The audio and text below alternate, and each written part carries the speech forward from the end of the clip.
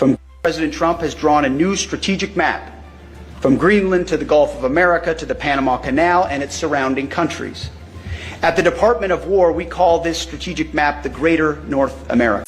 ये बंदा सिर्फ मुसलमानों के लिए नहीं बल्कि पूरी दुनिया के लिए खतरा बनता जा रहा है। और ये मैं नहीं कह रहा बल्कि इसके हालिया बयान और पिछले 1 साल के एक्शन ने ये बात साबित की है कि आगे ये क्या करने वाला है। क्योंकि अपने हालिया बयान के अंदर अमरीकी सेक्रेटरी ऑफ वॉर पीट हेग्सेट का कहना था कि अब हम ग्रेटर इजराइल की तरह ग्रेटर अमेरिका बनाने वाले हैं। क्योंकि इस खित्ते के चौधरी डोनाल्ड ट्रंप साहब ने कहा है कि अमेरिका को ग्रीनलैंड से पनामा तक और इसके आसपास के मुल्कों और अटलांटिक और पैसिफिक ओशन तक ग्रेट नॉर्थ अमेरिका बनाने का नक्शा डोनाल्ड ट्रंप ने तैयार कर लिया है।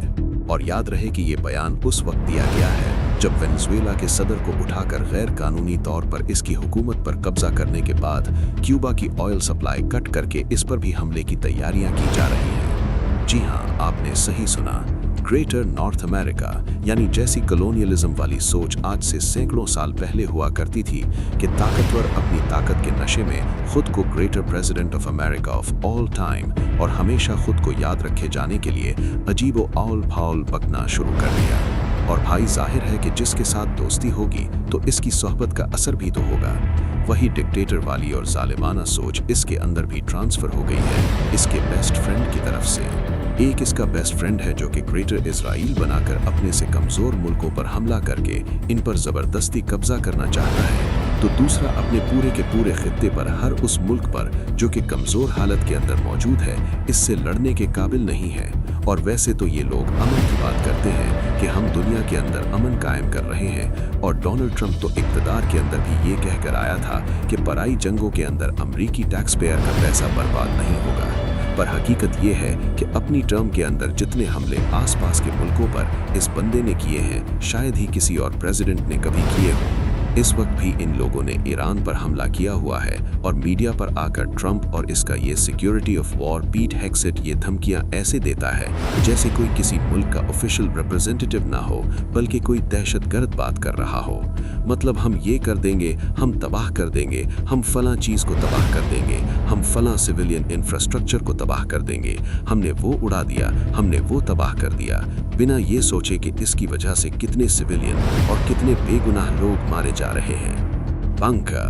Never has military so rapidly historically defeated. From day one with overwhelming firepower, the air campaign we conduct one for the और अभी हाल ही में इन लोगों ने ब्लॉकेज की वजह से क्यूबा की पावर सप्लाई को कट करवा दिया है, जिसकी वजह से ये मुल्क अंधेरे के अंदर डूब चुका है, क्योंकि ये मुल्क टोटली डिपेंडेंट था अपनी एनर्जी को तेल से पैदा करने पर। अब इस एनर्जी क्राइसिस की वजह से हो ये रहा है कि यहाँ पर इंडस्ट्रियाँ बंद हो चुकी हैं, हॉस्पिटल्स के अंदर लोग ऑपरेशन नहीं करवा पा रहे, सर्जरीज रुक चुकी हैं, हॉस्पिटल बिल्कुल बंद होते जा रहे हैं, ट्रैफिक का निज़ाम दरहम हो चुका है और लोग सड़कों पर निकलकर एहतजाज कर रहे हैं। पर इस बंदे ने सिर्फ क्यूबा की हुकूमत को सजा देने के लिए यहाँ के लाखों लोगों का मुस्तकबिल दांव पर लगा दिया है और सीधा सीधा ये धमकी दी है कि ईरान के बाद अगली बारी क्यूबा की है, यानी वहाँ पर हम इसके बाद जंग मुसल्लत करने वाले हैं। पर सवाल ये है कि क्यूबा की बारी क्यों आने वाली है?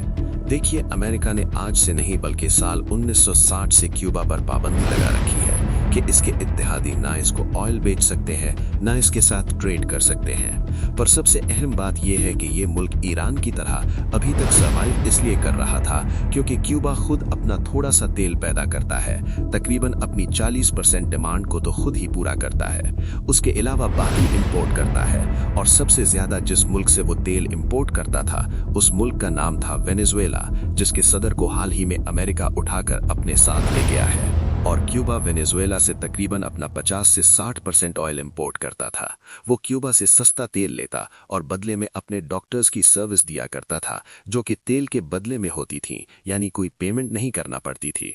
क्यूबा को अपनी एनर्जी पूरी करने के लिए रोजाना तकरीबन 35,000 बैरल तेल सिर्फ वेनेजुएला से चाहिए होता था, जो कि अमेरिका ने वेनेजुएला पर कब्जा करने के बाद बंद कर दिया है। और इसके अलावा कुछ तेल ये मेक्सिको से और इसके बाद रूस और अल्जीरिया से भी मंगवाया करता था, लेकिन बहुत ही कम क्वांटिटी के अंदर। पर अब मसला ये हो गया है कि जब जनवरी 2026 के अंदर अमेरिका ने वेनेजुएला के अंदर मुदाखलत की मादोरों को हटाया, इसके ऑयल पर कब्जा कर लिया, तो इसने एक एग्जीक्यूटिव ऑर्डर पर भी दस्तखत किए और नेशनल इमरजेंसी का ऐलान कर दिया। और इस ऑर्डर के मुताबिक जिस मुल्क ने भी क्यूबा को तेल भेजा डायरेक्टली या इनडायरेक्टली, तो इस मुल्क के अंदर अमेरिका के इंपोर्ट पर बहुत ही भारी टैरिफ लगा दिया जाएगा। इसी डर की वजह से मेक्सिको ने भी अपनी शिपमेंट्स रोक दी, अल्जीरिया ने भी, और बहुत ज्यादा तेल की शॉर्टेज पैदा हो गई। पूरे मुल्क के अंदर बिजली का ब्लैकआउट है, फैक्ट्रियां बंद हैं, अस्पताल मुतासिर हैं, ट्रांसपोर्ट रुक चुका है, कूड़ा सड़कों पर मौजूद है और हर तरह का निजाम दरहम हो चुका है। इसी सूरत हाल को देखते हुए अप्रैल 2026 के अंदर कुछ रूसी टैंकर इंसानी हमदर्दी की बुनियाद पर क्यूबा तेल लेकर पहुंचे। और क्यूबा को ये सज़ा इसलिए मिल रही है क्योंकि अपने मुल्क के अंदर सियासी मुदाखलत के खिलाफ एहतजाज और अमेरिका के दुश्मन रशिया के इत्तेहादी होने की वजह से इसको ये तमाम चीज़ें सहनी पड़ रही हैं। क्योंकि सच ये है कि क्यूबा नॉर्थ अमेरिका के अंदर मौजूद होकर भी दरअसल साथी है अमेरिका के दुश्मन यानी रशिया का। कोल्ड वॉर के टाइम में सोवियत यूनियन ने क्यूबा के अंदर मिसाइल नस्ब किए, जिसकी वजह से अमेरिका और सोवियत यूनियन के दरमियान एटॉमिक जंग का खतरा पैदा हो गया था। साल 1960 की दहाई के अंदर फेडल कास्ट्रो ने इनकलाब के बाद यहां पर इक्तदार संभाला तो अमरीकी कंपनियों की प्रॉपर्टीज यहां पर सीज कर लीं और अभी तक क्यूबा के अंदर इसी पार्टी की हुकूमत है जो कि एंटी अमेरिकन है, जिसकी वजह से अमेरिका की तरफ से लगाई गई पाबंदियां अभी तक कायम है। और ट्रंप आज भी क्यूबा की हुकूमत को कम्युनिस्ट डिक्टेटरशिप कहता है क्योंकि इसका मानना है कि क्यूबा रूस, चाइना, ईरान जैसे अमेरिका के दुश्मन मुल्कों के साथ करीबी ताल्लुकात रखता है, इनके फौजी इंटेलिजेंस बेसिस को होस्ट करता है और अमेरिका का दावा है कि ये इसके खिलाफ कभी भी कोई कार्रवाई का साथ दे सकता है।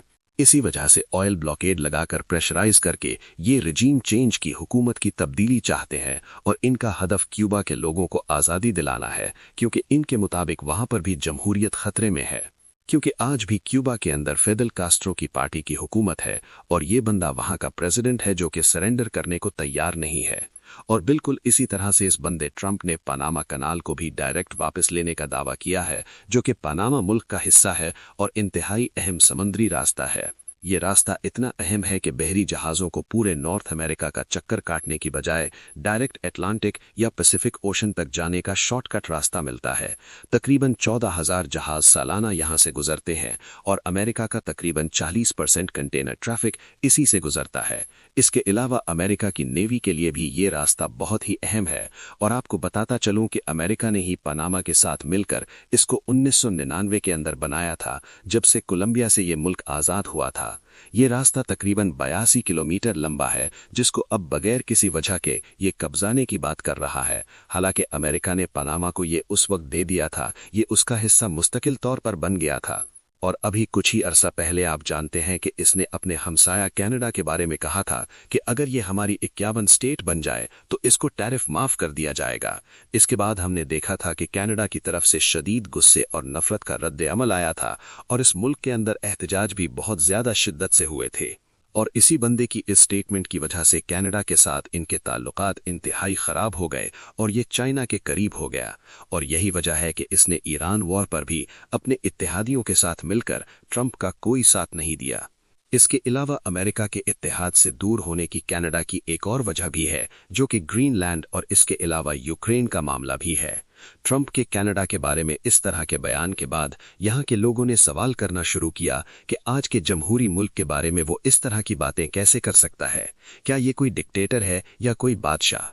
यानी जिस बादशाह सलामत को कोई रियासत पसंद आ गई तो सिर्फ अपनी सल्तनत को बढ़ाने के शौक के अंदर वो किसी भी मुल्क पर कब्जा कर ले। आपको बताता चलूं कि कनाडा का टोटल एरिया पूरे अमेरिका से भी बड़ा है। ये दुनिया का दूसरा सबसे बड़ा मुल्क है आफ्टर रशिया और अमेरिका इसको अपना हिस्सा बनाने की बात कर रहा है और वो भी 51st स्टेट। और ग्रीनलैंड का मामला तो आप सभी को पता होगा, जहां पर अपनी फौज भेजकर इसने कब्जा करने की बात की थी तो कितना हंगामा हुआ था। खास तौर पर यूरोप और नाटो के मुल्क इसके खिलाफ खड़े हो गए थे और इस मामले के अंदर अभी भी इससे नाराज है। और ग्रीनलैंड के लोगों ने तो बाकायदा प्रोटेस्ट शुरू कर दिए थे कि हम कोई बिकाऊ नहीं है। और इस दुनिया के सबसे बड़े आइलैंड को हासिल करने के पीछे मकसद ये था कि यहाँ पर जो कीमती नेचुरल रिसोर्सेज और मिनरल्स मौजूद हैं उन पर कब्जा करना, और ये जगह रशिया और चाइना पर नजर रखने के साथ साथ इनकी मूवमेंट को कंट्रोल करने के लिए एक परफेक्ट लोकेशन थी जहां पर वो पूरे अटलांटिक ओशन को कंट्रोल कर सकते थे।